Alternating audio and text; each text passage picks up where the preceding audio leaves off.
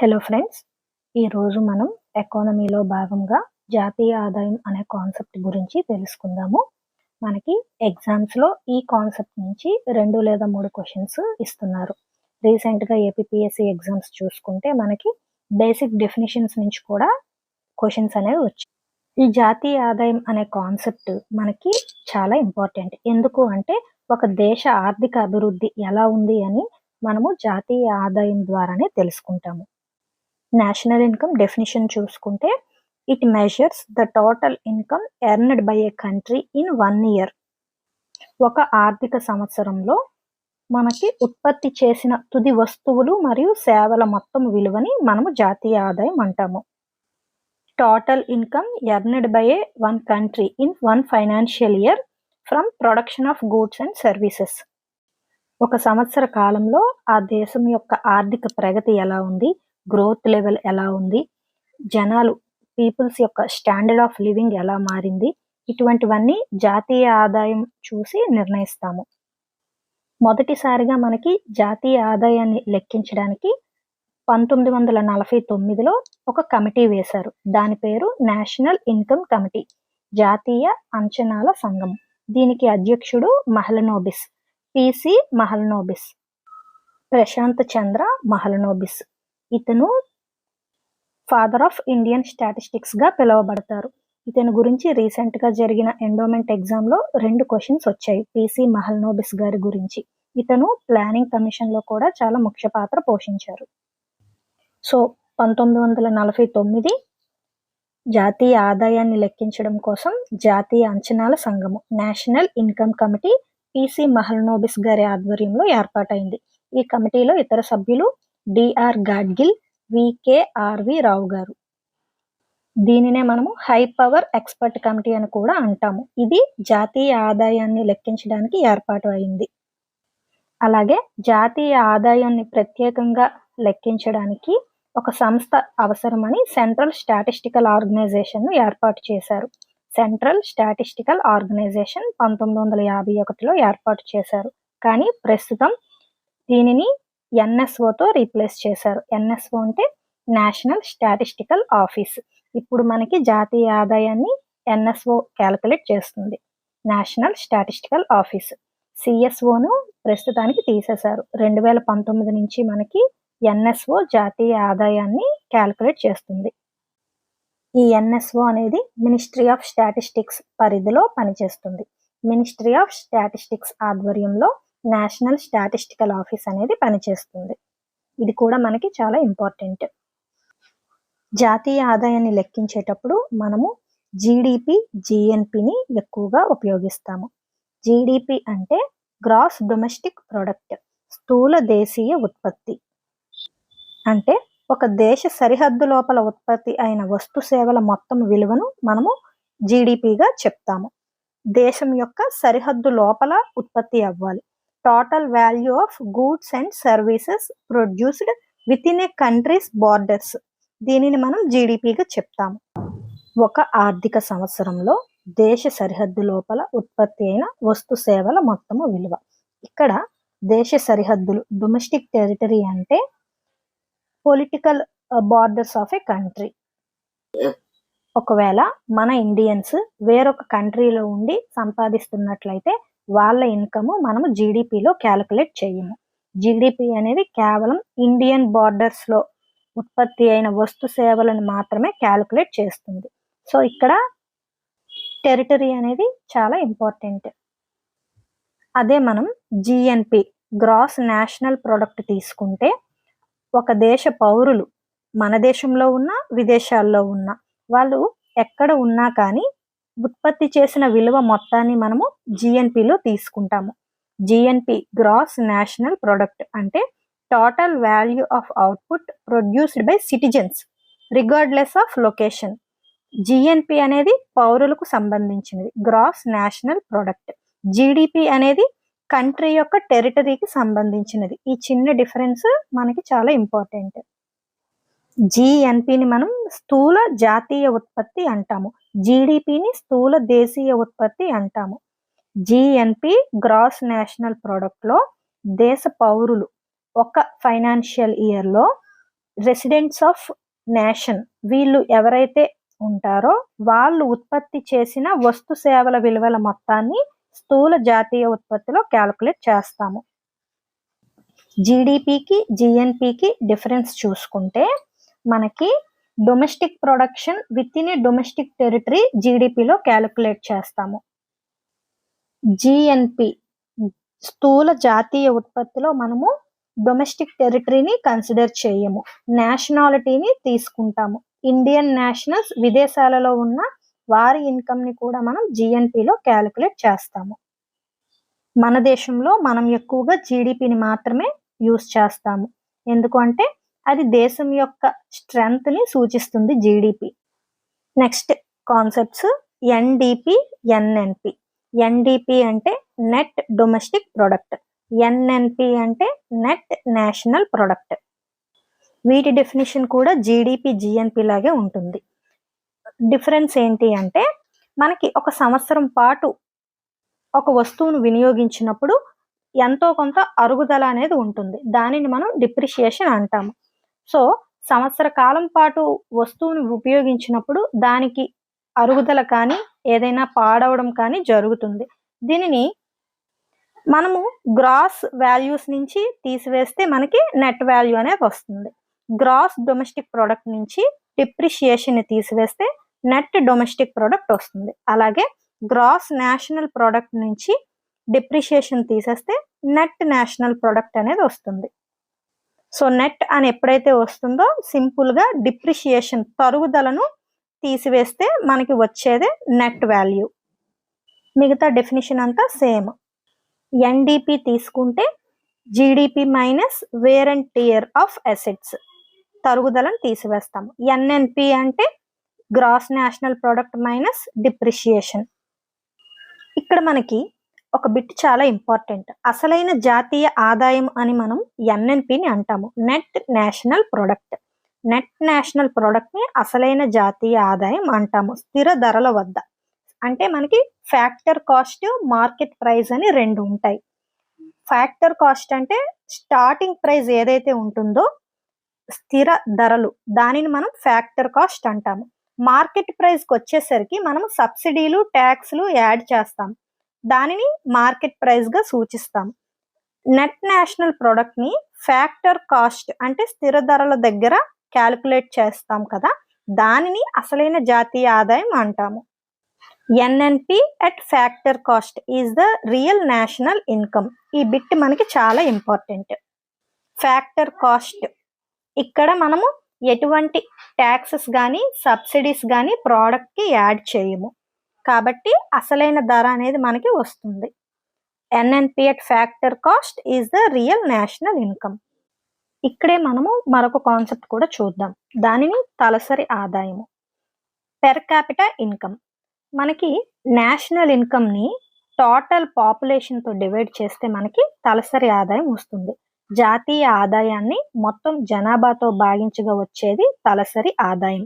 National income divided by total population is called per capita income.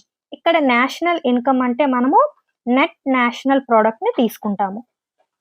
తలసరి ఆదాయం concept మనకి చాలా ఇంపార్టెంట్. ఒక పర్సన్ యొక్క ఇన్కమ్, అలాగే స్టాండర్డ్ ఆఫ్ లివింగ్, పేదరికము, ఇటువంటి ఇండికేటర్స్ అన్ని మనం తలసరి ఆదాయాన్ని బేస్ చేసుకొని క్యాలిక్యులేట్ చేస్తాం. కాబట్టి తలసరి ఆదాయం డెఫినేషన్ మనకి చాలా important. Per capita income. Per capita income is equal to national income, net national income or net national product divided by total population of the country. Next concept లో మనము అంతకు ముందు నేర్చుకున్న అన్నింటికి ఇంకొకసారి ఫార్ములాస్ చూసుకుందాం. First GDP, gross domestic product. Gross domestic product కి formula ఉంటుంది, GDP is equal to C plus I plus G plus X minus ఎం.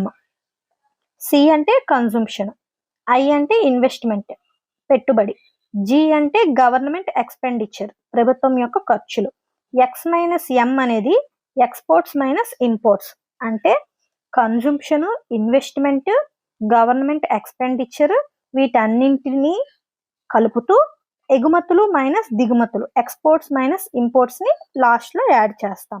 దీనిని జీడిపిగా చెప్తాము. Gross domestic product. GDP is equal to C+I+G+X-M.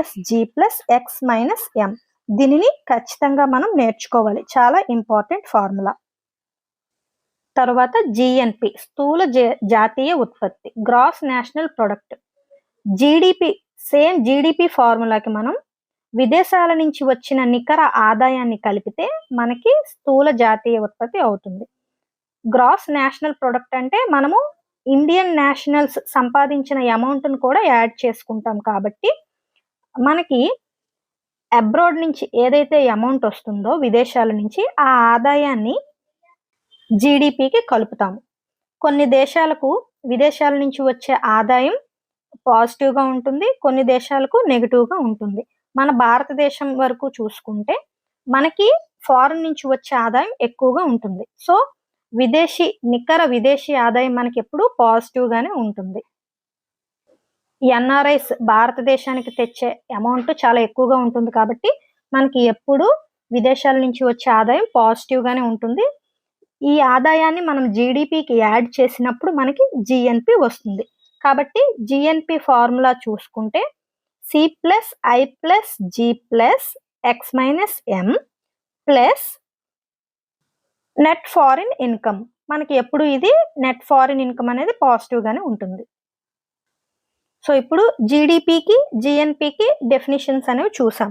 అలాగే ఎన్డిపికి ఎన్ఎన్పికి ఈ డెఫినిషన్స్ చాలా easy. ఎందుకంటే net domestic product అంటే మనం డిప్రిషియేషన్ మైనస్ చేస్తాం. జీడిపి మైనస్ డిప్రిషియేషన్ చేస్తే మనకి ఎన్డిపి వస్తుంది.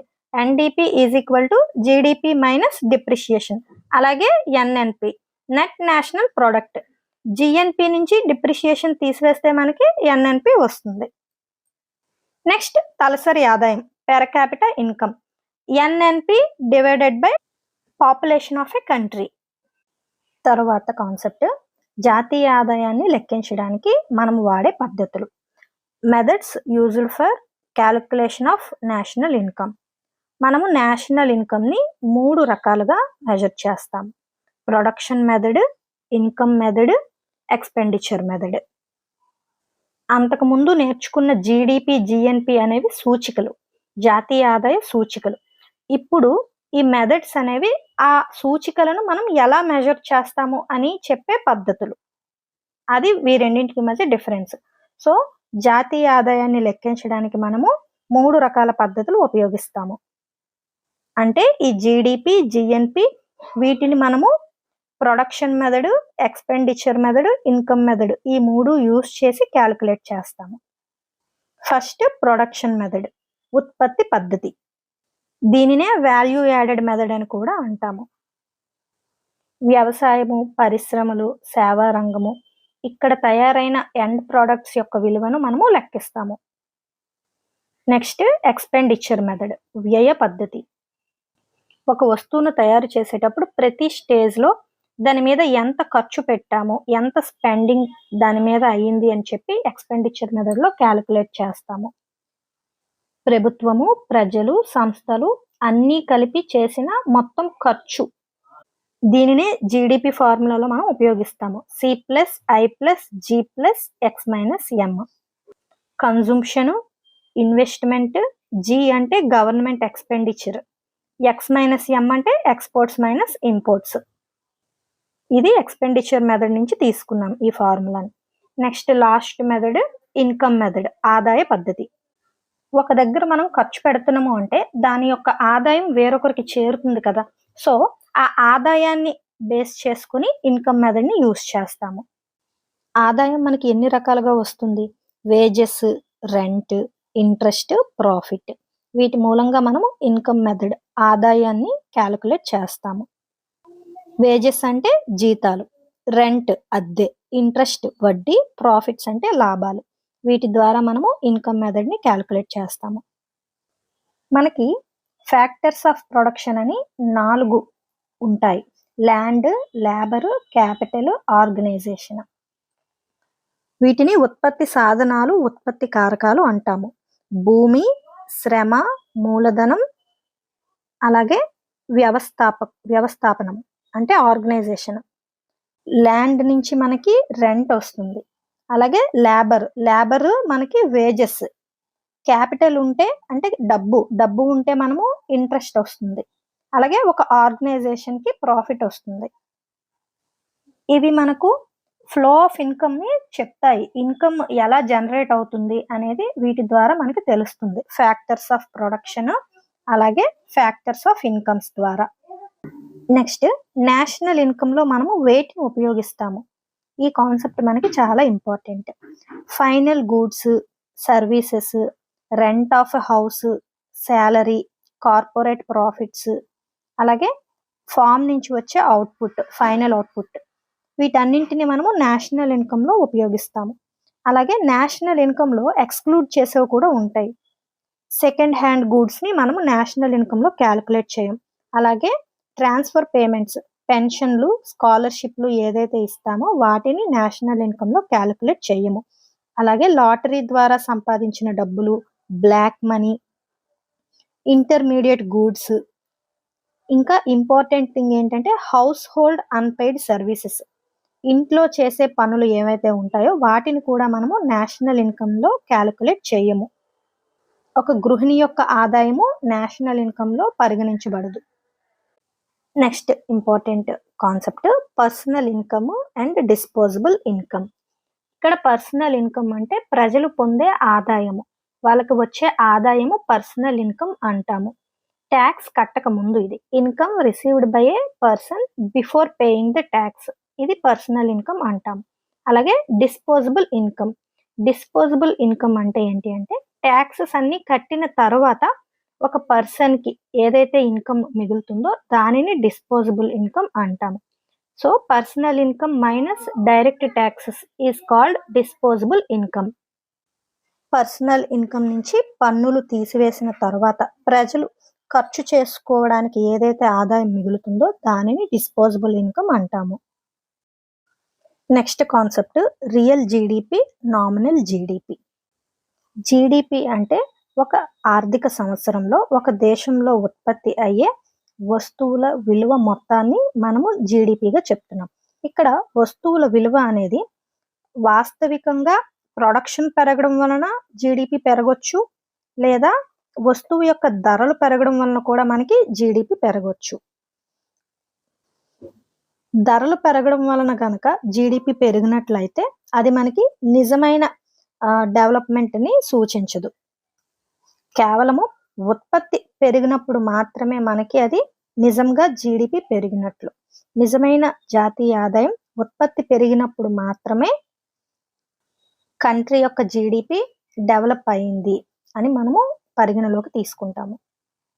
ఒక ఉదాహరణ తీసుకుంటే మనము లాస్ట్ ఇయర్ మన దేశం మొత్తము 1000 యాపిల్స్ ఉత్పత్తి చేసినట్లయితే ఈ సంవత్సరం కూడా అదే 1000 యాపిల్స్ ని ఉత్పత్తి చేసాము అనుకుంటే ఇక్కడ ప్రొడక్షన్ ఉత్పత్తి అనేది పెరగలేదు, కానీ కిందిటి సంవత్సరం యాపిల్ ధర 10 రూపాయలు ఉంటే ఈ సంవత్సరం యాపిల్ ధర 20 రూపాయలు అయింది అనుకోండి. కిందటి సంవత్సరం జీడిపి 1000 యాపిల్స్ ఇంటూ 10,000గా చెప్తాం. అదే ఈ సంవత్సరం జీడిపి చూసుకుంటే అదే 1000 యాపిల్స్ ఇంటూ 20, ఎందుకంటే యాపిల్ యొక్క విలువ ఈ సంవత్సరం 20 రూపాయలు పెరిగింది అంటే ఈ సంవత్సరం జీడిపి 20,000 అని మనం చెప్తాం. అంటే ఇక్కడ యాపిల్స్ యొక్క ఉత్పత్తి పెరగలేదు, కానీ యాపిల్స్ యొక్క ధర పెరగడం వలన జీడిపి పెరిగినట్లుగా మనం పరిగణలోకి తీసుకుంటాం. కాబట్టి ఇది వాస్తవిక పెరుగుదలను సూచించదు. ఇలాంటి సందర్భాలలో అసలైన జీడిపిని క్యాలిక్యులేట్ చేయడానికి మనం బేస్ ఇయర్ ని తీసుకుంటాము. అంటే స్టాండర్డ్ గా ఒక సంవత్సరం యొక్క వాల్యూస్ ను, ఆ సంవత్సర ధరలు తీసుకొని జీడిపిని క్యాలిక్యులేట్ చేస్తాం. మనకి ఎగ్జాంపుల్లో చెప్పినట్లు లాస్ట్ ఇయర్ కి ఈ ఇయర్ కి యాపిల్ ధర 10 రూపాయల నుంచి 20 రూపాయలకు పెరిగింది. అదే బేస్ ఇయర్ లాస్ట్ ఇయర్ 10 రూపాయలని తీసుకుంటే ఈ సంవత్సరం కూడా మనకి జీడిపి ఎంత వస్తుంది? 1000 యాపిల్స్ ఇంటూ 10 అంటే 10,000. ఈ సంవత్సరం కూడా 10,000 వస్తుంది జీడిపిలో. అంటే కిందటి సంవత్సరానికి ఈ సంవత్సరానికి జీడిపిలో వ్యత్యాసం అనేది ఉండదు. అసలైన ఉత్పత్తి ఎంత పెరిగింది ఎంత తగ్గింది అని తెలుస్తుంది. దీనిని మనము బేస్ ఇయర్ కాన్సెప్ట్ అంటాము. బేస్ ఇయర్ దగ్గర జీడిపిని క్యాలిక్యులేట్ చేస్తే మనకి రియల్ జీడిపి వస్తుంది. దీనిని వాస్తవిక జాతీయ ఆదాయం అంటాము. బేస్ ఇయర్ కాకుండా కరెంట్ ఇయర్ ప్రైజెస్ దగ్గర మనం జీడిపిని క్యాలిక్యులేట్ చేస్తే అది నామినల్ జీడిపి అంటాము. నామినల్ జీడిపిలో మనకి ఇన్ఫ్లేషన్ అనేది ఎంత పెరిగింది అని తెలుస్తుంది. ప్రస్తుతానికి బేస్ ఇయర్ మనము 2011, 2012ని తీసుకున్నాము. కానీ ఫిబ్రవరి 27 టైంకి ఈ బేస్ ఇయర్ని మార్చే విధంగా ప్రభుత్వం నిర్ణయాలు తీసుకుంటుంది. మనకి 2022, 2023 సంవత్సరాన్ని బేస్ ఇయర్గా తీసుకోనున్నట్లు వార్తలో వచ్చింది. కాబట్టి మనం ఈ విషయాన్ని అప్డేట్ చేసుకోవాలి బేస్ ఇయర్ని. సో ఇది ఫ్రెండ్స్ నేషనల్ ఇన్కంలో ఇంపార్టెంట్ కాన్సెప్ట్స్. ఈ వీడియో మీకు నచ్చినట్లయితే లైక్ చేయండి. అలాగే మీ అభిప్రాయాన్ని కామెంట్లో మెన్షన్ చేయండి. Thank you so much.